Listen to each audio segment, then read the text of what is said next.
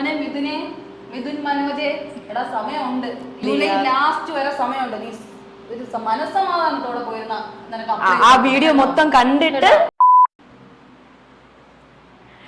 Hello everyone, welcome to Disha YouTube channel. Myself Amrita. Myself Gayatri. അപ്പോൾ നമ്മളെല്ലാവരും 100K plus subscribers ഒക്കെ ആയിട്ട് കിടിലമായിട്ട് set ആയി പഠിച്ചുകൊണ്ടിരിക്കുകയാണ് അല്ലേ? നിങ്ങളുടെ സപ്പോർട്ട് അതൊന്നുകൊണ്ട് മാത്രമാണ് നമ്മൾ ഇത്രയും ലെവലപ്പ് ആയിട്ട്, നിങ്ങളുടെ കമന്റ്സ്, ലൈക്സ്, സബ്സ്ക്രിപ്ഷൻ എല്ലാം കൊണ്ടാണ് നമ്മൾ ഇത്രയും നല്ലൊരു ലെവലിൽ എത്തിയത്. അതുകൊണ്ട് തന്നെ നിങ്ങളുടെ ഈ സപ്പോർട്ട് തെളിയിക്കാനായിട്ട്, നിങ്ങളുടെ ഓരോ പരാതികളും നിങ്ങളുടെ ഓരോ കമന്റ്സും റിയാക്ട് ചെയ്യാനായിട്ട് ഒരു പുതിയ സെഷനുമായിട്ടാണ് ഞങ്ങൾ എത്തിയിട്ടുള്ളത്. ഒരു Q&A സെക്ഷനായിട്ടാണ് വന്നിരിക്കുന്നത്. നമ്മുടെ യൂട്യൂബ് ചാനലിൽ ആദ്യമായിട്ടാണ് നമ്മൾ ഇങ്ങനെ ഒരു Q&A സെക്ഷൻ കൊണ്ടുവരുന്നത്. പ്രത്യേകിച്ച് ഒന്നും കൊണ്ടല്ല, നിങ്ങളുടെ ഇപ്പോൾ എസ്പെഷ്യലി ഫോർ MTSന്റെ യൂട്യൂബ് വീഡിയോസ് അപ്ഡേറ്റ്സ് നമ്മൾ തന്നിട്ടുണ്ടായിരുന്നു. MTSനെ കുറിച്ച് ഒരുപാട് വീഡിയോസ് ചെയ്തു. അപ്പൊ അതിന്റെ താഴെ വന്ന ഒരുപാട് പോസിറ്റീവ്സും ഒരുപാട് നെഗറ്റീവ് കമന്റ്സും ഒക്കെ എടുത്താണ് നമ്മൾ എന്ത് ചെയ്യുന്നത്, റിയാക്ട് ചെയ്യുന്നത്. അപ്പൊ നിങ്ങൾ ആരെയും നമ്മൾ എന്ത് ചെയ്തിട്ടില്ല, വിട്ടുപോയിട്ടില്ല. എല്ലാവരുടെയും ക്വസ്റ്റ്യൻസ് ഒക്കെ പരിഗണിച്ച് ഒരു ഇൻട്രസ്റ്റിംഗ് സെഷൻ ആക്കി മാറ്റാൻ തന്നെയാണ് നിങ്ങൾക്ക് വേണ്ടിയിട്ട് സെപ്പറേറ്റ് ആയിട്ട് ഒരു വീഡിയോ ചെയ്യാൻ വയ്യാത്തത് കൊണ്ടാണ് നിങ്ങൾക്ക് ഒരു Q&A സെക്ഷൻ ആയിട്ട് തന്നെ നമ്മൾ നേരിട്ട് വന്ന് റിയാക്ട് ചെയ്യാം എന്ന് വിചാരിച്ചിട്ടുള്ളത്.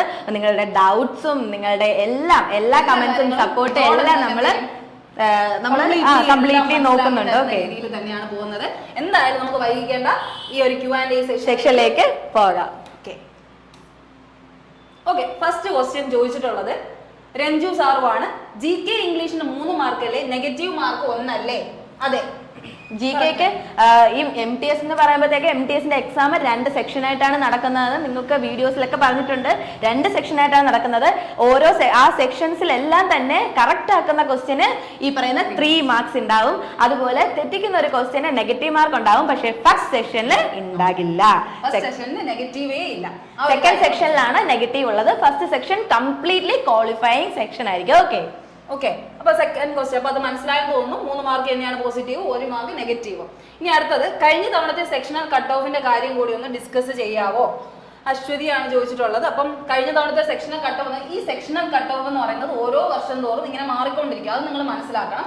ഫസ്റ്റ് സെഷൻ എപ്പോഴും എന്താണ്, ഒരു ക്വാളിഫയിങ് മാർക്സ് ആണ് പറയുന്നത്. നമ്മളിപ്പോൾ പറയുന്നത് എത്രയാ, 120 മാർക്സ് ആണ് പറയുന്നത്. 120ൽ കഴിഞ്ഞ പ്രാവശ്യം പറഞ്ഞത് ഒരു 33%, 120യുടെ 33% വരണം എന്നായിരുന്നു പറയുന്നത്. അതായത് കഴിഞ്ഞ വട്ടം വന്നപ്പോൾ നിങ്ങൾക്ക് ഫസ്റ്റ് സെക്ഷനിൽ ചോദിക്കുന്നത് എന്താണെന്നൊക്കെ അറിയാലോ, മാത്സും റീസണിങ്ങും ആയിരിക്കും ചോദിക്കുന്നത്. അപ്പോൾ മാത്സിൽ നിന്ന് ഒരു 6 ക്വസ്റ്റ്യൻ, അതുപോലെ റീസണിംഗ് നിന്നൊരു 6 ക്വസ്റ്റ്യൻ, അങ്ങനെ ഒരു 12 ക്വസ്റ്റ്യൻ ശരിയാക്കിയാൽ മാത്രം മതി നിങ്ങൾക്ക് എന്ത് ചെയ്യാൻ പറ്റും, ക്വാളിഫൈ ചെയ്യാൻ പറ്റും. ഏകദേശം ഒരു 40 മാർക്ക് കിട്ടിക്കഴിഞ്ഞാൽ നിങ്ങൾ ക്വാളിഫൈ ആയെന്ന് തന്നെ, അത് പെട്ടെന്ന് ക്വാളിഫൈ ആവും. ആ ഒരു കാര്യത്തിൽ നിങ്ങൾ ടെൻഷൻ ആവേ വേണ്ട. സെഷൻ 1നെ കുറിച്ച് നിങ്ങൾ ബോധറാവേണ്ട കാര്യമേ ഇല്ല. പിന്നെ കട്ട് ഓഫ് നോക്കുന്നത് സെക്ഷൻ 2ന്റെ മാർക്ക് വെച്ചിട്ടാണ്. സെക്ഷൻ 2ന്റെ മാർക്ക് വെച്ചിട്ടായിരിക്കും കട്ട് ഓഫ് വരുന്നത്.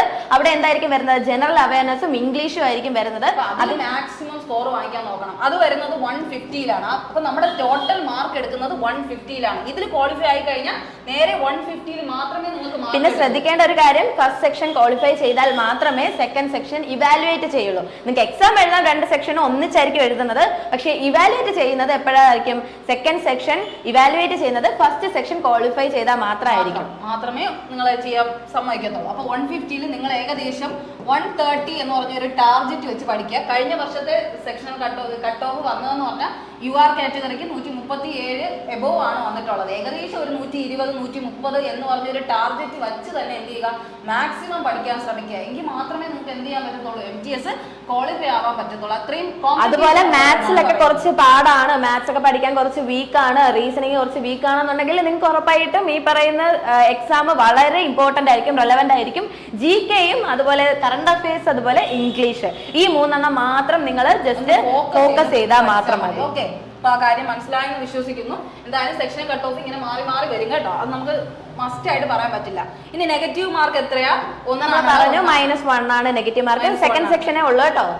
ഇനി അടുത്ത്, സാർ GD റിസൾട്ട് ആഗ്രഹം ഇല്ലാന്നോട്ടല്ല, GD റിസൾട്ട് വരണമെന്ന് നല്ലപോലെ ഞാനും ആഗ്രഹിക്കുന്നുണ്ട്. ഞങ്ങളുടെ ഇവിടുത്തെ സ്റ്റുഡൻസ് ഒരുപാട് സങ്കടപ്പെടുന്നുണ്ട് GD റിസൾട്ട് വരാത്തതിൽ. എന്തായാലും GD റിസൾട്ട് വരും കേട്ടോ. ഇപ്പൊ എന്തായാലും ഉടനെ വരും. നിങ്ങൾ അതുപോലെ അടുത്ത GDയുടെ എക്സാം എന്തായാലും നടത്തണം. വേക്കൻസി ഒക്കെ കൂടിയത് കൊണ്ട് തന്നെ ഈ പറഞ്ഞ ജൂലൈ ഓഗസ്റ്റിൽ തന്നെ GDയുടെ റിസൾട്ട് ഉണ്ടാവും കേട്ടോ. ആരും പേടിക്കരുത്, ക്യാൻസൽ ഒന്നും ചെയ്യത്തില്ല. എന്തായാലും റിസൾട്ട് വന്നിരിക്കും, ഉറപ്പാണ് കേട്ടോ. റിസൾട്ട് ഒക്കെ വരും. അതുകൊണ്ട് ഫിസിക്കൽ പോവാൻ ശ്രദ്ധിക്കുക. ഓക്കെ, വിഷമമുണ്ട്, എനിക്കുണ്ട് ഇത്രയും സമയമായിട്ട്. നിങ്ങൾ ഈ ടൈം കൊണ്ട് നിങ്ങളുടെ ഫിസിക്ക് കറക്റ്റ് ആയിട്ട് സെറ്റ് ചെയ്യുക. നിങ്ങൾക്ക് ഫിസിക്കലിന്റെ ഈ പറഞ്ഞ റിസൾട്ട് വന്നാൽ ഉടനെ തന്നെ ഫിസിക്കലിന്റെ എക്സാമും വരുന്നതായിരിക്കും. അപ്പൊ നിങ്ങൾക്ക് അതിലാണ് കെയർ ചെയ്യേണ്ടത്. ഓക്കെ, അതുകൊണ്ട് നിങ്ങളുടെ ഫിസിക്കലൊക്കെ സെറ്റ് ആക്കാൻ നോക്കുക. എടാ അഭിഷേക് പറഞ്ഞതാണ് സാർ രണ്ടും രണ്ട് എക്സാം ആണ്. രണ്ടും രണ്ട് എക്സാം അല്ല, ഒരു എക്സാം ആണ്. അതായത് നിങ്ങളിപ്പോൾ ചോദിക്കുന്ന MTS ഹവൽദാറിന്റെ കാര്യമാണെങ്കിൽ MTSും ഹവൽദാറും സെയിം എക്സാമിനേഷൻ ആണ്. രണ്ടിനും എന്താണ് സെക്ഷണൽ കട്ട് ഓഫ് വരും. അതായത് MTS ഹവൽദാറിന് ഒരു പ്രത്യേക കട്ട് ഓഫ്, അത് കഴിഞ്ഞ് MTSന് വേണ്ടി പ്രത്യേക. MTSനായിരിക്കും കുറച്ചും കൂടെ കട്ട് ഓഫ് കൂടുതൽ, ഹവൽദാറിന് കുറച്ച് കട്ട് ഓഫ് കുറവായിരിക്കും. ഇനി ടയർ 1 ടയർ 2 ആയിട്ടുണ്ടോ എന്നാണ് ചോദിക്കുന്നതെങ്കിൽ ടയർ 1 ടയർ 2 ആയിട്ടില്ല. അതാണ് SSCയിലെ MTSന്റെ ഒരു പോസിറ്റീവ് അല്ലേ. അപ്പോൾ SSCയിലെ MTSൽ നിങ്ങൾക്ക് ഒരു എക്സാം ആയിരിക്കും വരുന്നത്. നേരിട്ട് പിന്നെ എന്തായിരിക്കും ഡോക്യുമെന്റ് വെരിഫിക്കേഷൻ. ഹവൽദാറാണെങ്കിൽ ഫിസിക്കലും കൂടെ കാണും. അത് ഫിസിക്കൽ എന്താ വാക്കിംഗ്, അതിനെ കുറിച്ച് ഓർത്ത് ടെൻഷൻ ആവും. അപ്പൊ രണ്ട് എക്സാം ആണോ? അല്ല, ഒറ്റ എക്സാമേ ഉള്ളൂ കേട്ടോ. MTS ഹവൽദാറിനും MTSനും ഒരു എക്സാം. ക്വാളിഫയിങ് മാർക്ക് എത്രയായിരുന്നു സാർ? എടാ അതിങ്ങനെ മാറിക്കൊണ്ടേ ഇരിക്കുകയാണ്. നമ്മൾ നേരത്തെ പറഞ്ഞ കട്ട് ഓഫിന്റെ കാര്യം തന്നെയാണ്. ക്വാളിഫയിങ് മാർക്ക് എന്ന് പറയുന്നത് ഫസ്റ്റിന് മാത്രമേ നമുക്ക് പറയാൻ വേണ്ടിയിട്ട് പറ്റത്തുള്ളൂ. സെക്കൻഡ് സെക്ഷനിൽ നിങ്ങൾ ഒരു ടാർഗറ്റ്, നിങ്ങൾ ബേസിക് പഠിച്ചതിന് ശേഷം നിങ്ങൾ മോക്ക് എടുക്കണം. ഉറപ്പായിട്ട് നിങ്ങൾ മോക്ക് എടുക്കണം. അപ്പൊ മോക്ക് എടുക്കുമ്പോൾ നിങ്ങൾ എന്ത് ചെയ്യണം? 130 മാർക്ക് വാങ്ങാൻ വേണ്ടിയിട്ട് ശ്രമിക്കുക. ഫസ്റ്റ് സെഷനിൽ 40 മാർക്ക് മിനിമം മേടിക്കാനുള്ള ശ്രമം നടത്തുക. സെക്കൻഡിൽ 130. ആദ്യം തന്നെയാണ് ടാർഗറ്റ് എന്ന് വിചാരിച്ച് പഠിച്ചു തുടങ്ങുക. 130 മോക്കിൽ സ്കോർ ചെയ്യുന്നുണ്ടെങ്കിൽ ഉറപ്പായിട്ട് നിങ്ങൾ ക്ലിയർ ആവും. അതിൽ ഒരു സംശയവും വേണ്ട. ഓക്കെ, ഇത് 150 ആണ് കേട്ടോ. 150 അത് ശ്രദ്ധിച്ചോണം. 270 മാർക്ക് അല്ല എടുക്കുന്നതെന്നും കൂടെ ആലോചിച്ചോണം. ഇനി ഇതിന് അപ്ലൈ ചെയ്യാൻ പറ്റുമോ? ശരിയാണ്. നീ എവിടെ പരിപാടി അവതരിപ്പിച്ചാൽ ഇതേ അവസ്ഥയാണല്ലോ. വീഡിയോയുടെ ഏത് വീഡിയോ എന്താ ഞാൻ വീഡിയോ ഇത്രയും കിടന്ന് കരഞ്ഞ് കാല് പിടിച്ച് എന്താ പറയുന്നത്? എടാ അപ്ലൈ ചെയ്യാൻ സമയമുണ്ട് മോനെ. മിഥുൻ മനോജെ, എടാ സമയമുണ്ട്, ഇനിയുണ്ട് കേട്ടോ. ആദ്യം ചെയ്യേണ്ടത് ആ തംനെയിൽ മാത്രം കണ്ടിട്ട് നേരെ വന്ന് കമന്റ് ചെയ്യാൻ നിൽക്കരുത്. ജൂലൈ ലാസ്റ്റ് വരെ സമയമുണ്ട്. നീ മനസ്സമാധാനത്തോടെ പോയിരുന്ന ആ വീഡിയോ മൊത്തം കണ്ടിട്ട് മാത്രം പോയി അപ്ലൈ ചെയ്യാം. ഓക്കെ, അപ്ലൈ ചെയ്യാൻ പറ്റും 3 തവണ പറ്റും കേട്ടോ. ആപ്ലിക്കേഷൻ വീഡിയോ വരുന്നുണ്ട്. ആപ്ലിക്കേഷൻ വീഡിയോ നിങ്ങൾക്ക് വേണ്ടി ചെയ്തിട്ടുണ്ട്, അത് വരുന്നുണ്ട്. ഓക്കെ, ഉടൻ തന്നെ അപ്ലോഡ് ആവുന്നതായിരിക്കും. എന്തായാലും ഓടിപ്പോയി അപ്ലൈ ചെയ്യാട്ടോ അത് കണ്ടിട്ട്. ഇനി OBC സർട്ടിഫിക്കറ്റ് ഉണ്ടാക്കുന്നതിനെ കുറിച്ച് ഒരു വീഡിയോ ചെയ്യാമോ? ഇത് മുന്നേ ചെയ്തിട്ടുള്ളതാണ്. നമ്മൾ OBC NCL സർട്ടിഫിക്കറ്റ് ഷോർട്സ് ഉൾപ്പെടെ നമ്മൾ ചെയ്തിട്ടുള്ളതാണ്. ഇനി നിങ്ങൾക്ക് ഡൗട്ട് ഉണ്ടെങ്കിൽ ജസ്റ്റ് കുഞ്ഞായിട്ട് പറഞ്ഞുതരാം. OBC സർട്ടിഫിക്കറ്റിന് വേണ്ടിയിട്ട് നിങ്ങൾ ആദ്യം ചെയ്യേണ്ടത് നേരെ ഒരു അക്ഷയ സെന്ററിൽ പോവുക. സെൻട്രൽ ഗവൺമെന്റ് എക്സാമിന് വേണ്ടിയിട്ട് നിങ്ങൾക്ക് OBC സർട്ടിഫിക്കറ്റ് വേണം എന്ന് പറയുക. അപ്പോൾ അവർ ആ ഫോം ഫില്ല് ചെയ്ത് നിങ്ങൾ അവിടെ നിങ്ങളുടെ ആവശ്യമുള്ള ഡോക്യുമെന്റ്സ് ആയിട്ടൊക്കെ ചെല്ലും. ഓക്കെ, അപ്പോൾ ഡോക്യുമെന്റ്സ് ആയിട്ട് ചെല്ലുമ്പോൾ അത് അപ്ലൈ ചെയ്യാൻ പറ്റും. അത് നേരെ അവരെന്ത് ചെയ്യും? വില്ലേജിലേക്ക് ട്രാൻസ്ഫർ ചെയ്യുന്നതായിരിക്കും. വില്ലേജ് ഓഫീസറും സൈൻ ചെയ്ത് ഓക്കെ ആണ്. നിങ്ങൾ വില്ലേജ് ഓഫീസറിനെ നേരിട്ട് പോയി കാണണം കേട്ടോ. എന്നിട്ട് സർട്ടിഫിക്കറ്റുകളൊക്കെ കാണിക്കാറുണ്ട്. നിങ്ങളുടെ വീട്ടിലെ BPL ആണോ APL കാർഡാണോ, അങ്ങനെ 10th സർട്ടിഫിക്കറ്റ്, അങ്ങനെ പല അച്ഛന്റെ അമ്മയുടെ 10th സർട്ടിഫിക്കറ്റ് എല്ലാം കാണിക്കേണ്ടി വരും. എന്നിട്ട് വില്ലേജ് ഓഫീസർ ഇതിന് ഓക്കെ ആണെന്നുണ്ടെങ്കിൽ താലൂക്കിലേക്ക് അയക്കുന്നതായിരിക്കും. താലൂക്കിൽ നിങ്ങൾക്ക് ഒരു ഡിജിറ്റൽ ആയിട്ട് തന്നെ സൈൻ ചെയ്തിട്ട് വരുന്നതായിരിക്കും. അഥവാ വന്നിട്ടില്ലെങ്കിൽ ഒരു 3 to 5 ഡേയ്സിന് ശേഷം നേരെ നിങ്ങൾ ഡയറക്റ്റ് താലൂക്കിൽ പോയി ചോദിച്ചാൽ മതി. ഓക്കെ, ഇപ്പോഴേ ചെയ്യുന്നതായിരിക്കും ബെറ്റർ. കാരണം എക്സാമിന്റെ ടൈമിൽ നിങ്ങൾക്ക് പിന്നെ ഒരു റഷ് വരാൻ ചാൻസ് ഉണ്ടാക്കരുത്. ഓക്കെ, അടുത്ത കാര്യം ഡോക്യുമെന്റ് വെരിഫിക്കേഷൻ ടൈമിൽ എക്സ്പീരിയൻസ് ചോദിക്കുമോ? MTSന് ഡോക്യുമെന്റ് വെരിഫിക്കേഷൻ ടൈമിൽ എക്സ്പീരിയൻസ് ഒന്നും ചോദിക്കുന്നില്ല.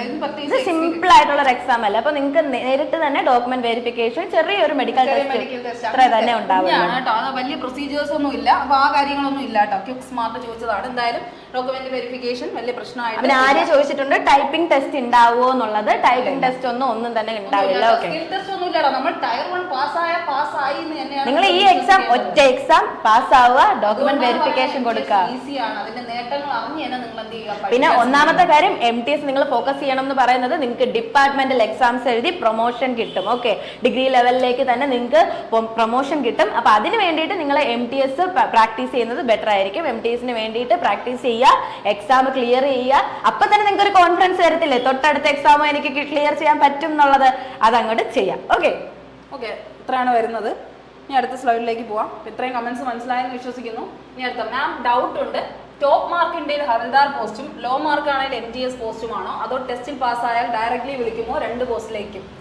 എടാ അങ്ങനെയല്ല, ശരിക്കും പറഞ്ഞാൽ രണ്ടിനും സെപ്പറേറ്റ് ഒരു എക്സാമിനേഷൻ തന്നെയാണ്, ഒരു എക്സാമിനേഷൻ ആണ്. പക്ഷെ കട്ട് ഓഫ് വരുന്നതെന്ന് പറഞ്ഞാൽ രണ്ടിനും സെപ്പറേറ്റ് ആയിട്ട് വരും. MTS ഒരു കട്ട് ഓഫ് വരും, ഹവൽദാറിന് ഒരു കട്ട് ഓഫ് വരും. ഇത് ശരിക്കും പറഞ്ഞാൽ ഹവൽദാറിന് ലോ റാങ്ക് അങ്ങനെയല്ല, ചില സമയങ്ങളിൽ എന്ത് ചെയ്യും, ഹവൽദാറിന് കട്ട് ഓഫ് കുറച്ച് കുറയാൻ ചാൻസ് ഉണ്ടെന്ന് നമുക്ക് പറയാൻ പറ്റും. അത് വാക്കൻസി പോലെ ഇരിക്കും കേട്ടോ. വാക്കൻസി ഏതിനാണോ കൂടുതൽ അവിടെ എന്ത് ചെയ്യും, ചിലപ്പോൾ കട്ട് ഓഫ് കൂട്ടിയിടാം. പിന്നെ ഹവൽദാറിന് ഈ ഫിസിക്കലും കൂടെ ഉള്ളപ്പോൾ അതിന്റെ കട്ട് ഓഫും കൂടെ കയറി വരും എന്നുള്ള ഒരു കാര്യം. അത് മാത്രമല്ല MTS നിങ്ങൾക്ക് അപ്ലൈ ചെയ്യുമ്പോൾ നിങ്ങൾക്ക് ശ്രദ്ധിച്ചാൽ മനസ്സിലാവും, നിങ്ങൾക്ക് പോസ്റ്റ് പ്രിഫറൻസ് വെക്കാനുള്ള ഒരു സ്പേസ് ഉണ്ട്. നിങ്ങൾക്ക് MTSും ഹവൽദാർ കൂടെ ഒന്നിച്ചാണ് നിങ്ങൾ വെക്കേണ്ടത്. അപ്പൊ നിങ്ങൾക്ക് വേണമെങ്കിൽ MTS ആദ്യമേ കൊടുത്താൽ ഹവൽദാർ രണ്ടാമത് കൊടുക്കാം. നിങ്ങളുടെ ഇഷ്ടാനുസരണം നിങ്ങൾക്ക് പോസ്റ്റ് വെക്കാൻ വേണ്ടിയിട്ടുള്ള പ്ലേസ് ഉണ്ട്. അങ്ങനെയാണ്. MTSന്റെ കട്ട് ഓഫ് നമ്മൾ ചിലപ്പോൾ ക്ലിയർ ആയില്ലെങ്കിൽ നിങ്ങൾ ഹവൽദാറിൽ ചിലപ്പോൾ ക്ലിയർ ആവും. അങ്ങനെയൊക്കെ ഉണ്ട് കേട്ടോ. അങ്ങോട്ടും ഇങ്ങോട്ടും മാറ്റമുണ്ട്. എന്തായാലും സെക്ഷണൽ കട്ട് ഓഫ് ആണെന്ന് മനസ്സിലാക്കുക. രണ്ടിനും സെപ്പറേറ്റ് കട്ട് ഓഫ് വരും കേട്ടോ. ഒന്ന് ലോ ആണ്, ഒന്ന് നെഗറ്റീവ്, അങ്ങനെയൊന്നും ചിന്തിക്കേണ്ട ആവശ്യമില്ല. രണ്ടും ഒരേ റാങ്കിൽ ചിലപ്പോൾ വരാറുണ്ട്. എന്താണ് ചെറിയൊരു കംപ്ലൈന്റ് ഇപ്പൊ ശരിയാകും. ഫസ്റ്റ് സെക്ഷൻ നന്നായിട്ട് സ്കോർ ചെയ്താൽ സെക്കൻഡ് സെക്ഷൻ അത്യാവശ്യം സ്കോർ ചെയ്താൽ കട്ട് ഓഫ് കടക്കുമോ? നോ നോ നോ, അത് വലിയൊരു തെറ്റാണ്. അത് ഒരു മിസ്കൺസെപ്ഷൻ ആണ്. ഫസ്റ്റ് സെക്ഷൻ നിങ്ങൾ ക്വാളിഫയിങ് ആണ്. നമ്മൾ ഒരുപാട് വട്ടം പറഞ്ഞിട്ടുണ്ട്. കഷ്ടപ്പെട്ട് അതിൽ ഫുള്ള് മേടിച്ചാലും അതിന്റെ ഫുൾ മാർക്ക് എടുക്കാൻ ഒരു 45 മിനിറ്റ് ഉണ്ട്. ആ 45 മിനിറ്റ് ഇരുന്ന് ഈ പറയുന്ന മാത്സ് മൊത്തം എഴുതി റീസണിങ് മൊത്തം നമ്മൾ ശരിയാക്കിയാലും ഒരു കാര്യമില്ല, അതിന്റെ മാർക്ക് ഇങ്ങോട്ട് എടുക്കില്ല. ആകെ കറണ്ട് അഫയേഴ്സ്, സ്ട്രാറ്റജിക്കയും ഇംഗ്ലീഷും നിങ്ങൾ എത്രത്തോളം സ്കോർ ചെയ്യുന്നോ അത്രത്തോളം നിങ്ങളെ കട്ട് ഓഫിനനുസരിച്ച് നിങ്ങൾ ക്ലിയർ ചെയ്യാനുള്ള ചാൻസ് ഉണ്ട്. ഫസ്റ്റ് സെഷനിൽ നമുക്ക് ക്വാളിഫയിങ് മാർക്ക് മാത്രം മതി. അത് കഴിഞ്ഞ തവണ വന്നതാണ് ഈ 33%. ടോട്ടലിന്റെ 120ന്റെ 33%, ഒരു 40 അടുപ്പിച്ച്. അതാ പറഞ്ഞത് 40 മിനിമം ഫസ്റ്റ് സെഷനിൽ സ്കോർ ചെയ്യുക. സെക്കൻഡ് അത്യാവശ്യം സ്കോർ ചെയ്താൽ പോരാ, സെക്കൻഡിൽ നല്ല സ്കോർ വേണം. നല്ല സ്കോർ. ഇംഗ്ലീഷ് GK മസ്റ്റ് ആയിട്ട് കൃത്യമായിട്ട് പഠിച്ചാൽ മാത്രമേ നിങ്ങൾക്ക് MTS ക്വാളിഫൈ ആവാൻ പറ്റുള്ളൂ. കേട്ടോ. സെക്കൻഡ് സെക്ഷൻ ആണ് നിങ്ങൾ ശ്രദ്ധിച്ച് പഠിക്കേണ്ടത്. ഓക്കെ, അടുത്ത. So this 120 cut off is out of 270, which means our score will go up if we can score better in the qualifying section as well. ഇല്ലടാ, അത് തന്നെയാണ് സെയിം ക്വസ്റ്റ്യന്റെ ഇംഗ്ലീഷ് ആയിട്ടാണ് ചോദിച്ചത്. എന്തായാലും 120 കട്ട് ഓഫ് എന്ന് പറയുന്നത് 270-ല്ല, എത്രയൊക്കെയാണ്, 150-നാണ് കേട്ടോ. മാത്സിന്റെയും റീസണിങ്ങിന്റെയും മാർക്ക് ഒന്നും പോയി കൂട്ടരുത്. ഓക്കെ, മാത്സിന്റെ റീസണിംഗ് മാർക്ക് എടുക്കൂല. ഒരു 25 ക്വസ്റ്റ്യൻ ഈ പറഞ്ഞ ജനറൽ അവയർനെസിനും കാണും, ഒരു 25 ക്വസ്റ്റ്യൻ ഈ പറയുന്ന ഇംഗ്ലീഷിനും കാണും. ഇത് രണ്ടും കൂടി ചേർത്തിട്ടാണ് 150 മാർക്ക് വരുന്നത്. അതിലൊരു 130 മാർക്ക് സ്കോർ ചെയ്യാൻ പറ്റിയാൽ നിങ്ങൾക്ക് ഉറപ്പായിട്ട് MTS ക്രാക്ക് ചെയ്യാൻ വേണ്ടിട്ട് പറ്റും. GK ഇംഗ്ലീഷ് 150-നുള്ള സ്കോർ 120 എന്താണ് 120 കട്ട് ഓഫ് എന്ന് പറയുന്നത് 120 to 130 ഇത്രയാണ് കേട്ടോ. 130-ന് മേളിൽ മേടിക്കാൻ മാക്സിമം ശ്രദ്ധിക്കുക, കാരണം അത്രയും കട്ട് ഓഫ് വരാറുണ്ട് കേട്ടോ. അപ്പൊ ആ കാര്യം ശ്രദ്ധിക്കുക. ഇനി അടുത്ത്, നമുക്ക് വേറെ സ്റ്റേറ്റ് കൊടുക്കാൻ പറ്റുമോ എങ്കിൽ നമ്മൾ എക്സാമിനേഷൻ ആ സ്റ്റേറ്റിൽ പോയി എഴുതണം, അങ്ങനെയാണോ? അങ്ങനെ ഒന്നും അല്ല. നിങ്ങൾക്ക് അപ്ലൈ ചെയ്തിട്ടുള്ളവർക്കാണെങ്കിലും അറിയാം, അപ്ലൈ ചെയ്യാൻ പോകുന്നവരുടെ അടുത്ത് പറയാണ്, നിങ്ങൾ എക്സാം സെന്റർ വെക്കുമ്പോൾ എനിക്കിപ്പോൾ ലക്ഷദ്വീപിലാണ്, ഫോർ എക്സാമ്പിൾ എനിക്ക് ലക്ഷദ്വീപിലാണ് പോയി ജോലി ചെയ്യാൻ ഇഷ്ടം, അങ്ങനെയാണെങ്കിൽ ലക്ഷദ്വീപിൽ പോയി സെന്റർ വെക്കേണ്ട ഒരു ആവശ്യമില്ല. നിങ്ങൾക്ക് നിങ്ങളുടെ അടുത്തുള്ള സെന്റർ വെക്കാം, അവൈലബിൾ ആയിട്ടുള്ള. ഇപ്പൊ ട്രിവാൻഡ്രം ആണെങ്കിൽ ഇപ്പൊ എന്താ രാജധാനി അതുപോലെയുള്ള സ്ഥലങ്ങളിലൊക്കെ കിട്ടും. ഓക്കെ, അപ്പോൾ അവിടെയൊക്കെ പോയി നിങ്ങൾ എക്സാം എഴുതിയാൽ മതി. പക്ഷെ അതിന് പ്രത്യേകമായിട്ടൊരു സെക്ഷൻ തന്നെയുണ്ട്. നിങ്ങൾക്ക് ഏത് പ്ലേസിലാക്കാണ്, ഏത് പ്ലേസിലേക്ക് നിങ്ങൾക്ക് ജോബ് പോകണം. MTS ലക്ഷദ്വീപിലാണ് ആദ്യം വേണ്ട, അല്ലെങ്കിൽ MTS കേരളയിലാണ് ആദ്യം വേണ്ടെങ്കിൽ അതിന്റെ കോഡുണ്ട്. ആ കോഡ് ആ കുഞ്ഞു സ്ക്വയർ കോളത്തിൽ ഫില്ല് ചെയ്താൽ മാത്രം മതി. ഓക്കെ, മനസ്സിലാക്കി നിങ്ങൾ ചെയ്യണം കേട്ടോ. അതിനകത്ത് ഒരു മിനിമം ഒരു 50+ കോഡുകളുണ്ട്. അപ്പൊ അതിനനുസരിച്ച് നിങ്ങൾ ഫുള്ള് വേണമെങ്കിലും ഫില്ല് ചെയ്യാം. നമുക്ക് വാക്കൻസി വന്നിട്ടില്ല, വാക്കൻസി ലിസ്റ്റ് പബ്ലിഷ് ചെയ്തിട്ടില്ല. വാക്കൻസി ലിസ്റ്റ് പബ്ലിഷ് ചെയ്യാൻ ഇനിയും ലേറ്റ് ആവുമായിരിക്കും. അവരെന്തായാലും ഇത്ര വേക്കൻസി നമുക്ക് എന്ത് ചെയ്യാം, നിങ്ങൾക്ക് ഇഷ്ടമുള്ള സ്ഥലങ്ങൾ, നിങ്ങൾക്ക് പ്രിഫറബിൾ ആയിട്ടുള്ള സ്റ്റേറ്റുകൾ വെക്കാം. തമിഴ്നാടും ഉണ്ട്, കേരളയുണ്ട്, ലക്ഷദ്വീപ്, ആൻഡമാൻ നിക്കോബർ, അങ്ങനെ എല്ലാ സ്ഥലത്തും MTSും ഹവൽദാറും വരുന്നുണ്ട്. ഓക്കെ, മാക്സിമം കേരള എന്ന് പറയുമ്പോൾ കട്ട് ഓഫ് കൂടുക അറിയാം. അടുത്തുള്ള റീജിയൻസും കൂടെ വെക്കാൻ ശ്രദ്ധിക്കുക കേട്ടോ. സൗത്ത് ഇന്ത്യ തന്നെ മാക്സിമം വെക്കാൻ ശ്രദ്ധിക്കുക നിങ്ങൾ. ആ ഒരു കാര്യം മാത്രം ശ്രദ്ധിച്ചാൽ മതി. അപ്പോൾ ഓക്കെ, സ്റ്റേറ്റ് കൊടുക്കാം. നമുക്ക് വേറെ സ്റ്റേറ്റ് കൊടുക്കാൻ പറ്റുമോ? സ്റ്റേറ്റ് പ്രിഫറൻസ്, സെന്റർ എപ്പോഴും നമ്മുടെ സെന്റർ സെയിം സ്ഥലത്ത് വെക്കുന്നതായിരിക്കും കുറച്ചും കൂടെ നല്ലത്, കാരണം എക്സാം എഴുതാൻ പോവാൻ വേണ്ടിട്ട്. ഓക്കെ, SC ഏജ് ബാർ എത്രയാ? വീണ്ടും വീഡിയോയിൽ ഞാൻ ചെയ്തിട്ടുണ്ട് കേട്ടോ. SC ഏജ് ബാർ ഒക്കെ ചെയ്തിട്ടുണ്ട്. ഒരു ഡിസ്ക്ലെയിമർ നമുക്ക് ഇങ്ങനെ വെക്കാം, നിങ്ങൾ വീഡിയോ കണ്ടിട്ട് മാത്രം കമന്റ് ചെയ്യുക. എന്തായാലും 18 ആണ് ലോവർ ലിമിറ്റ്, 18 to 25 ആണ് MTS-ൻ്റെത്. അതുപോലെ 18 to 27 ആണ് ഹവൽദാറിന്റെ. ഇനി അടുത്ത് SC ആയതുകൊണ്ട് ഞാൻ പറയാണ്, SC എന്താണ് 5 വർഷത്തിന്റെ റിലാക്സേഷൻ ഉണ്ട്. OBC ആണെങ്കിൽ 3 years, SC ആണെങ്കിൽ 3 yearsന്റെ റിലാക്സേഷൻ. അപ്പൊ ഈ ഒരു ഇതിന്റെ കൂടെ എത്രയും കൂടെ കൂട്ടണം, പ്ലസ് 5 കൂടെ കൂട്ടി കഴിഞ്ഞാൽ SC, അതായത് നിങ്ങൾക്ക് MTS SC-കാർക്ക് 30 വയസ്സ് വരെ എഴുതാം, അതുപോലെ 32 വയസ്സ് വരെ നിങ്ങൾക്ക് ഹവൽദാർ എഴുതാം. ആ ഒരു കാര്യം മനസ്സിലാക്കണം കേട്ടോ. 30-32 വയസ്സ് വരെ എഴുതാന്നുള്ള ഇതാണ് പറയുന്നത് കേട്ടോ. MTS-ഉം അതുപോലെ തന്നെ നമ്മുടെ ഹവൽദാർ ആ ഒരു കാര്യം മനസ്സിലാക്കുക കേട്ടോ. ഇനി അടുത്തെന്താ ചോദിച്ചേ? ഞാൻ കേരള CPO റാങ്ക് ലിസ്റ്റിൽ 500 റാങ്ക് അകത്ത് വന്നിട്ടുണ്ട്, അതിനേക്കാളും ഹാർഡാണോ ഈ എക്സാം? എടാ കുഞ്ഞുങ്ങളെ, നിങ്ങളുടെ ഏറ്റവും കൂടുതൽ കാര്യം പറയാനുള്ളത് PSC SSC തമ്മിൽ കംപ്ലീറ്റ്ലി ഡിഫറെന്റ് ആണ്. PSC എന്ന് പറയുന്നത് എഴുതുന്നത് വരെ ഡിഫറെന്റ് ആണ്, SSCയും എഴുതുന്നത് ഡിഫറെന്റ് ആണ്. അതുപോലെ PSC എന്ന് പറയുമ്പോൾ കേരള ആയിരിക്കും കൂടുതൽ, കേരള ഹിസ്റ്ററി കൂടുതൽ നമ്മൾ പഠിക്കണം. പക്ഷേ കേരള ഓറിയന്റഡ് GK ആയിരിക്കും, നാഷണൽ വരും ഇന്റർനാഷണൽ എല്ലാം വരും, പക്ഷെ കൂടുതലായിട്ട് കേരള ഹിസ്റ്ററി നമ്മൾ അറിഞ്ഞിരിക്കണം. പക്ഷെ SSC എന്ന് പറഞ്ഞാൽ അങ്ങനെയല്ല, സെൻട്രൽ ലെവലാണ്. അപ്പോൾ ആ രീതിയിലാണ് നമ്മൾ ഫോക്കസ് ചെയ്യേണ്ടത്. ഓക്കെ, സ്റ്റേറ്റ്സിനെ പറ്റിയും ഇന്ത്യൻ ടെറിട്ടോറിയൽസിനെ പറ്റിയാണ് നമ്മൾ. പിന്നെ പറയുകയാണെങ്കിൽ 500 റാങ്കിനകത്ത് വന്നിട്ടുണ്ടെങ്കിൽ അത്രയും ഹാർഡ് വർക്ക് ഇട്ട് കാണും ഉറപ്പായിട്ടും GK പഠിക്കാൻ വേണ്ടിയിട്ട്. അപ്പൊ പഠിച്ചു തുടങ്ങുമ്പോൾ ആ ഒരു ചിട്ടയായ രീതിയിൽ പഠിച്ച ഉറപ്പായിട്ടും അല്ല, എന്തായാലും 500 റാങ്ക് ഒക്കെ കിട്ടിയ സ്ഥിതിക്ക് എന്തായാലും നല്ല രീതിക്ക് ഹാർഡ് വർക്ക് ഇട്ടായിരിക്കും അല്ലേ പഠിച്ചിട്ടുള്ളത്. ആരാ ചോദിച്ചിട്ടുള്ളത്? Peaky blinds. ഓക്കെ, അപ്പൊ എന്തായാലും നിങ്ങൾ അത്ര ഹാർഡ് വർക്ക് ഇട്ടായിരിക്കും അല്ലേ പഠിച്ചിട്ടുണ്ടാവുക. അപ്പോൾ അത് ഒരു കേരള ബേസ്ഡ് എക്സാം ആണ് PSC എന്ന് പറയുന്നത്. പക്ഷേ SSC എന്ന് പറഞ്ഞാൽ അങ്ങനെയല്ല, സെൻട്രൽ ബേസ്ഡ് എക്സാം ആണ്. അപ്പൊ നിങ്ങൾ ഉറപ്പായിട്ട് എന്ത് ചെയ്യണം, സെൻട്രൽ ബേസ്ഡ് ആയിട്ട് തന്നെ പഠിക്കേണ്ടി വരും. നാഷണൽ ലെവലിൽ നിങ്ങൾ കേരള മാത്രം ഫോക്കസ് ചെയ്തല്ല, എല്ലാ സ്റ്റേറ്റും ഫോക്കസ് ചെയ്ത് നിങ്ങൾ പഠിക്കേണ്ടി വരും. അപ്പൊ എന്തായാലും അതിനിട്ട ഹാർഡ് വർക്ക് ഈ പറയുന്ന എക്സാമിന് നിങ്ങൾ കൊടുത്താൽ മാത്രം മതി. പിന്നെ MTS എക്സാം ഹാർഡ് ആണോ ചോദിച്ചു കഴിഞ്ഞാൽ SSC എക്സാംസിൽ ഏറ്റവും ഈസിയസ്റ്റ് എക്സാം ആണ്. പക്ഷെ നമ്മൾ ഹാർഡ് വർക്ക് കൊടുക്കണം അല്ലേ, കാരണം ഉറപ്പായിട്ടും നമുക്ക് ഈ ഒരു സിലബസ് എന്ന് പറഞ്ഞാൽ അത്രയും വാസ്റ്റ് സിലബസ് ആണ്. അതുകൊണ്ട് നിങ്ങൾ അങ്ങനെ കൊടുത്തേ പറ്റുള്ളൂ. കുറച്ച് ബുദ്ധിമുട്ട്, എന്നാലും അതിലോട്ട് ആ ഒരു രീതിയിലേക്ക് എത്തിക്കഴിഞ്ഞാൽ ഉറപ്പായിട്ടും ആ ഒരു ട്രാക്കിൽ വീണാൽ പിന്നെ ഒരു കുഴപ്പമില്ല, നിങ്ങൾക്ക് അങ്ങനെ തന്നെ പഠിച്ചു പോകാൻ പറ്റുന്നതായിരിക്കും. പഠിക്കാൻ ശ്രമിക്കുക കേട്ടോ. ടെൻഷൻ ഒന്നും ആവണ്ട, SSC-യിലേക്ക് ചാടുക. പിന്നെ എന്താ പറയാ, ഇപ്പൊ PSC ആണെങ്കിൽ റാങ്ക് ലിസ്റ്റിൽ വന്നാലും കിട്ടില്ല എന്നുള്ളൊരു ഇതിലേക്ക് എത്തിക്കഴിഞ്ഞു. പക്ഷെ അതുപോലെ ഒന്നും ആയിരിക്കത്തില്ല. എന്തായാലും SSC എത്തുന്നതിന് മുമ്പേ പെട്ടെന്ന് പഠിച്ച് കയറിക്കോ, പെട്ടെന്ന് ജോലി വാങ്ങിച്ചോ, പെട്ടെന്ന് പഠിച്ച് ജോലി മേടിച്ചോ. ഓക്കെ, ആ കാര്യം. അതുപോലെ തന്നെ ഒരുപാട് പേര് ടെലികോളിങ്ങിൽ ഇങ്ങനെ വിളിച്ച് ചോദിക്കുന്നുണ്ട്. SSC PSC ആയിട്ടൊക്കെ ഉള്ള രണ്ടും ഡിഫറെന്റ് ആണ് കേട്ടോ. രണ്ടും ഡിഫറെന്റ് ആണെന്ന് വിചാരിച്ച് തന്നെ പഠിക്കാം. ടെലികോളിനെ വിളിച്ച് ചോദിച്ചു ഗവൺമെന്റ് ജോബില് എന്താ പരീക്ഷ എഴുതാതെ ഗവൺമെന്റ് ജോബിൽ കയറാൻ പറ്റുമോ എന്നുള്ളത്, അത് കുറച്ച് കൂടി പോയില്ലേ മോനെ?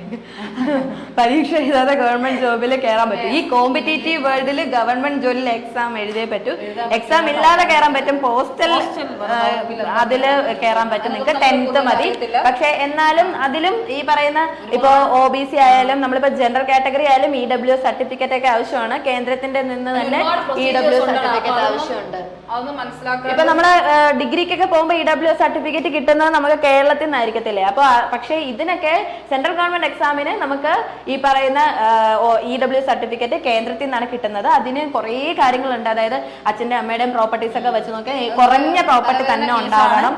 അങ്ങനെ കുറെ കാര്യങ്ങളൊക്കെ ഉണ്ട്. അതും എങ്കിൽ പോലും അയച്ചാൽ പോലും കിട്ടണം എന്ന് വലിയ ഉറപ്പൊന്നുമില്ല. അതുകൊണ്ട് എക്സാമിന് പഠിക്കുക. ഓക്കെ, SSC PSC എല്ലാം എക്സാം ഓറിയന്റഡ് ആണ്. ഗവൺമെന്റ് ജോലിയിൽ കയറണോ, നല്ല ശമ്പളം വാങ്ങിക്കണോ, എക്സാം എഴുതിയേ. അത് മാത്രമല്ല, ഒരു കാര്യം കൂടെ ഉണ്ട്. ഇനിയിപ്പോ നമ്മളെ എക്സാം എഴുതാതെ ഗവൺമെന്റ് ജോബിൽ കയറിയെങ്കിലും അല്ലെങ്കിൽ എക്സാം എഴുതി കയറിയാൽ നമുക്ക് പറയാലോ നമ്മൾ എക്സാം എഴുതി ക്രാക്ക് ചെയ്തിട്ടാണ് ആ ഗവൺമെന്റ് ജോലി നേടിയിട്ടുള്ളതെന്ന്. അതൊരു അഭിമാനം തന്നെ അല്ലേ? ഓക്കെ, അടുത്ത ആള് ചോദിച്ചത് MTS-ന്റെ ക്ലാസ് ഉണ്ടോ എന്നുള്ള കാര്യമാണ് ചോദിച്ചത്. MTS-ന്റെ ക്ലാസ് ഉണ്ട്. MTS-ന്റെ ക്ലാസ് ആണ്. MTS-ന്റെ തണ്ടർ ബാച്ച് ലോഞ്ച് ചെയ്തിട്ടുണ്ട്. ഇന്നലായിട്ട് പഠിച്ചുകൊണ്ടിരിക്കാൻ വേണ്ടിയായിട്ട് എന്താണ് തണ്ടർ ബാച്ച് തുടങ്ങിയിട്ടുണ്ട് കേട്ടോ. അപ്പൊ നിങ്ങൾക്ക് 90 days ഫ്രീ യൂട്യൂബ് ക്ലാസ്സസ് ആണ് അവൈലബിൾ ആക്കിയിട്ടുള്ളത്.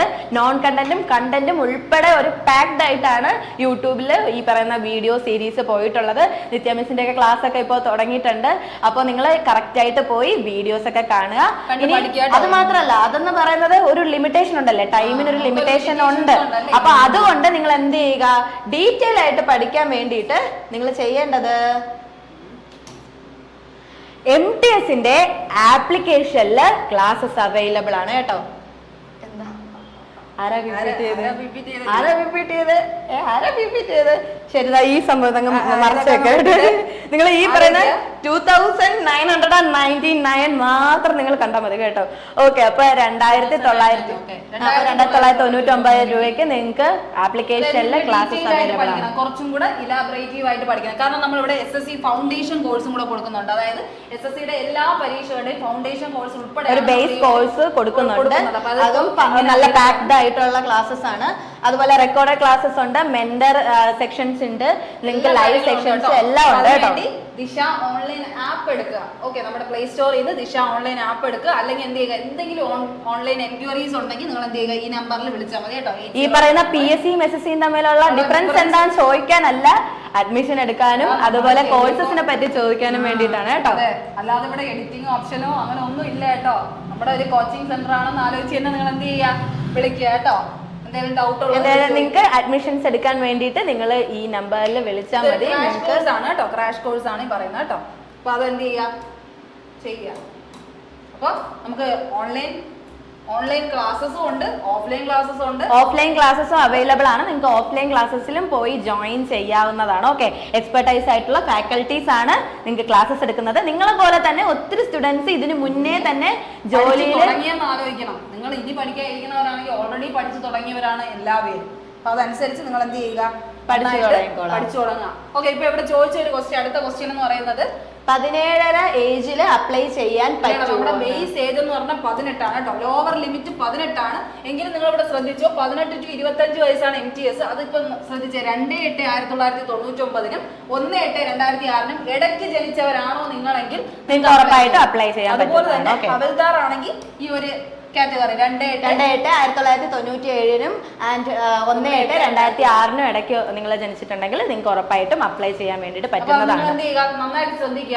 ഈ വീഡിയോയുടെ താഴെയും കറക്റ്റ് ആയിട്ട് വന്നിട്ട് ചോദിക്കണം കേട്ടോ. 17.5 വയസ്സിൽ ജോലി അപ്ലൈ ചെയ്യാൻ പറ്റുമോ, അല്ലെങ്കിൽ 18 വയസ്സ് തന്നെ വേണോ എന്നുള്ളത് നിങ്ങൾ ചോദിക്കരുത്, വീഡിയോ കണ്ടിട്ട് മാത്രം. ഈ സമയം നോക്കിക്കോണം. 2/8/1999 ജനിച്ചവരാണെങ്കിൽ നിങ്ങൾക്ക് ഒട്ട് അപ്ലൈ ചെയ്ത് തുടങ്ങാം. ആ കാര്യം ഒന്ന് ശ്രദ്ധിച്ചു കേട്ടോ. അത് ശ്രദ്ധിച്ച് മനസ്സിലാക്കുക.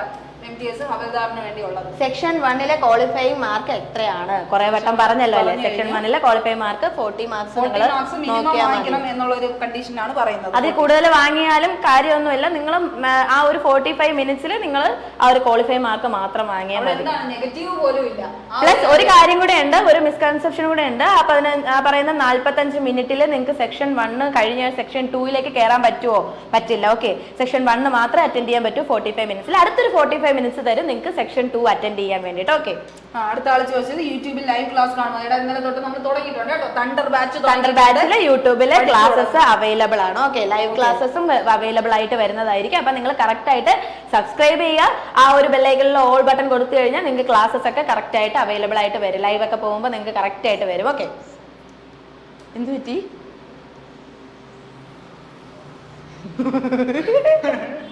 ചെറിയൊരു അബദ്ധം പറ്റിയതാണ്. ചെറിയ അബദ്ധമൊക്കെ നിങ്ങൾ ഈ വീഡിയോ സൂക്ഷ്മമായിട്ടാണോ ശ്രദ്ധിക്കുന്നത് എന്നൊക്കെ എനിക്ക് മനസ്സിലാവാൻ വേണ്ടി ഞാൻ ഇടയ്ക്കിടയ്ക്കൊക്കെ മിസ്റ്റേക്ക് വരുത്താറുണ്ട്. ഉരുളണ്ട, ചെറിയൊരു അബദ്ധം പറ്റിയത്. ലീവ് എൻകാഷ്മെന്റ് തന്നെയാണ് കേട്ടോ. ലീവ് എൻകാഷ്മെന്റ് നിങ്ങൾക്ക് ലീവ് ഒക്കെ എടുക്കാണ്ടായി. പിന്നെ എന്താ, ലീവ് നിർത്തി വെച്ച് നിങ്ങൾക്ക് ഏതെങ്കിലും ജോലിക്ക് പ്രവേശിച്ചു കഴിഞ്ഞാൽ നിങ്ങൾക്ക് ഇപ്പൊ PG എടുക്കണം, അങ്ങനെയൊക്കെ പീരീഡ് കഴിഞ്ഞാൽ നിങ്ങൾക്ക് ലീവ് ഒക്കെ എടുത്തിരുന്ന് ഒരു ലോങ് ലീവ് എടുത്ത് പഠിക്കാൻ പറ്റും. ചില MTSന്റെ ഡിപ്പാർട്ട്മെന്റിൽ അവിടെ നിന്ന് തന്നെ നിങ്ങൾക്ക് പഠിക്കാനുള്ള ഒരു ഫെസിലിറ്റിയും കിട്ടുന്നതായിരിക്കും. അപ്പൊ നിങ്ങൾ എന്ത് ചെയ്യുക, ഇതിനകത്തേക്ക് കയറുക, എന്നിട്ട് നിങ്ങൾ ഡിപ്പാർട്ട്മെന്റൽ എക്സാം എഴുതി കയറാൻ വേണ്ടിയിട്ട് ശ്രദ്ധിക്കുക.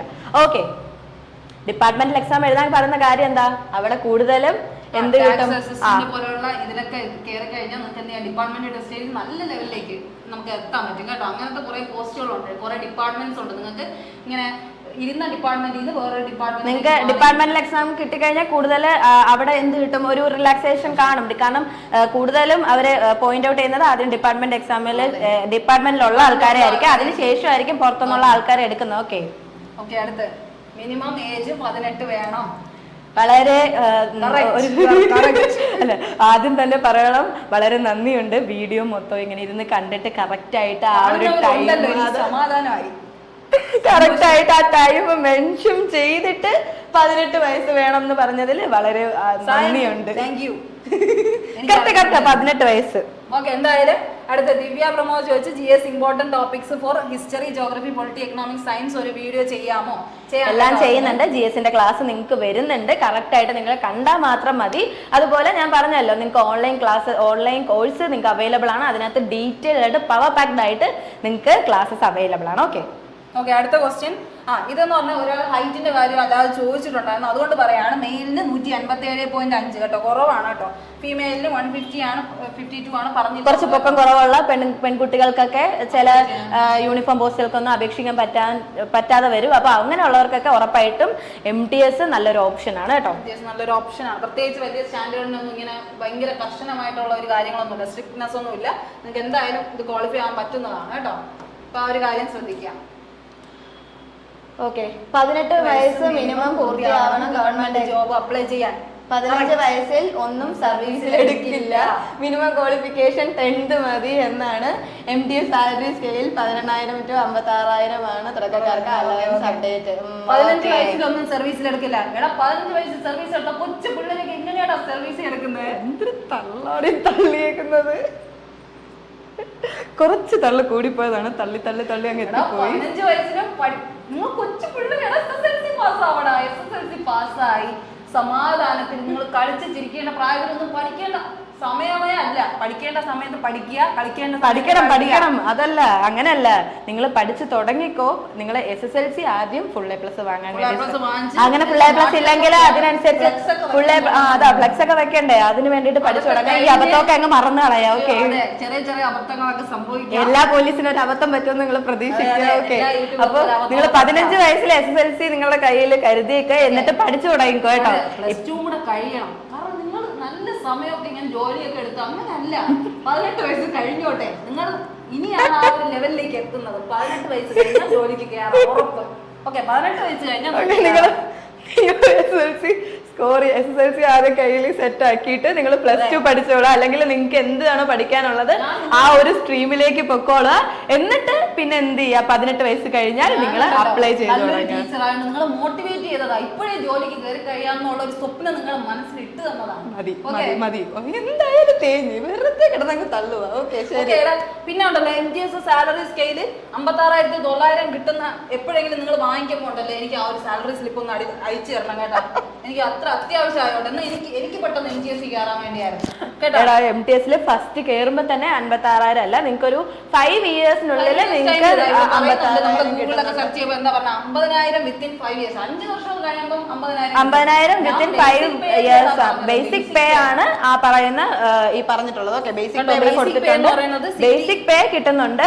പക്ഷേ നിങ്ങൾക്ക് ഒരു 5 വർഷത്തിനുള്ളിൽ നിങ്ങൾക്ക് ഒരു 50,000. അതുപോലെ MTS 2-3 പോസ്റ്റുകളുണ്ട്. നിങ്ങൾക്ക് പ്രൊമോഷൻ കിട്ടി ഡിഗ്രി ലെവൽ പേയ്മെന്റ് നിങ്ങൾക്ക് വാങ്ങാൻ പറ്റുന്നത്. അപ്പൊ നിങ്ങൾ എന്ത് ചെയ്യുക, ആ ഒരു പോസ്റ്റിന് വേണ്ടിയിട്ട് പ്രിപ്പയർ ചെയ്ത് തുടങ്ങുക. ഇവിടെ പറയുന്നുണ്ടല്ലോ ബേസിക് സാലറി കഴിഞ്ഞ് പിന്നെ ഗ്രേഡ് പേ ഉണ്ട്, അലവൻസ് ഉണ്ട്, എല്ലാം കഴിഞ്ഞിട്ടാണ് ഇൻ ഹാൻഡിൽ നിങ്ങൾക്ക് സാലറി കിട്ടുന്നത്. അപ്പൊ ഫസ്റ്റിലെ തന്നെ നിങ്ങൾക്ക് 56,000 കിട്ടിയില്ലല്ലോ എന്ന് പറഞ്ഞിട്ട് പിന്നെ ഈ വീഡിയോയുടെ താഴെ കമന്റ് ചെയ്യരുത് ദയവ് ചെയ്ത്. നിങ്ങൾക്ക് ഫസ്റ്റിലെ തന്നെ 56,000 അല്ല കിട്ടുന്നത്. 18,000 അല്ല, ഒരു 30K പ്ലസ് എന്തായാലും കിട്ടും നിങ്ങൾക്ക് സാലറി ഇൻ ഹാൻഡ്. ഏത് സിറ്റിയിലാണ്, എക്സ് സിറ്റി ആണോ, വൈ സിറ്റി ആണോ, ഇസഡ് സിറ്റി എന്ന് പറഞ്ഞ കാറ്റഗറൈസേഷൻസ് അനുസരിച്ച് നിങ്ങൾക്ക് എന്ത് ചെയ്തിട്ടുണ്ട്, സാലറി അലവൻസ് തന്നിട്ടുണ്ട് കേട്ടോ. 30,000 വരെയൊക്കെ നിങ്ങളുടെ കയ്യിൽ ആദ്യം ബേസിക് പേ ആയിട്ടൊക്കെ കിട്ടും. അതിനുശേഷം SSLC യോഗ്യതയിൽ 30K പ്ലസ് സാലറി കിട്ടുക എന്ന് പറയുന്നത് ചെറിയ കാര്യമല്ല. അത് അതെ, അതും +2 കഴിഞ്ഞിട്ട് നല്ലൊരു ഓപ്ഷൻ ആണ്. അത് കഴിഞ്ഞൊരു 5 ഇയേഴ്സ് കഴിയുമ്പോൾ നിങ്ങൾക്ക് ഈ പറയുന്ന 50K പ്ലസ് കിട്ടുന്നതായിരിക്കും കേട്ടോ.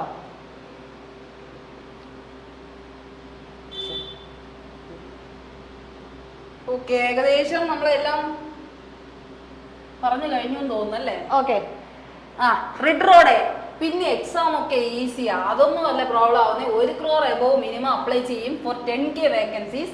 Please don't get be fooled by watching this video. നല്ല പെർസെന്റേജ് ഉണ്ടെങ്കിൽ മാത്രമേ ജോലി കിട്ടത്തുള്ളൂ. നല്ല പെർസെന്റേജ് ഉണ്ടെങ്കിൽ ആരെങ്കിലും വീഡിയോയിൽ പറഞ്ഞോ നല്ല പെർസെന്റേജ് ഇല്ല എങ്കിലും ജോലി കിട്ടും എന്ന്? അങ്ങനെയൊന്നും ആരും പറഞ്ഞില്ല.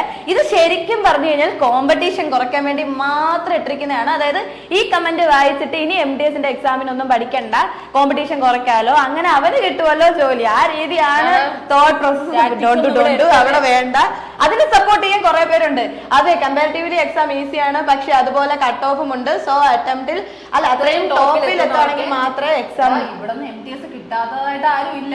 നിങ്ങളെ പോലെ തന്നെ ഒത്തിരി സ്റ്റുഡൻസ് ഇതിനു മുന്നേയും ഇതേ കട്ട് ഓഫും ഇതിൽ കൂടിയ കട്ട് ഓഫും ആയിട്ട് കുറഞ്ഞ വേക്കൻസിയിൽ വരെ ജോലി കിട്ടി പോയിട്ടുണ്ട്. ഓക്കെ, എപ്പോഴും നിങ്ങൾ മനസ്സിലാക്കേണ്ട, നിങ്ങൾ നിൽക്കുന്നത് ഒരു കോമ്പറ്റേറ്റീവ് ഫീൽഡിലാണ്. ഇവിടെ ആളുകളുടെ എണ്ണം കൂടെ ഉള്ളൂ, അതുപോലെ വേക്കൻസിയുടെ എണ്ണം കുറയും.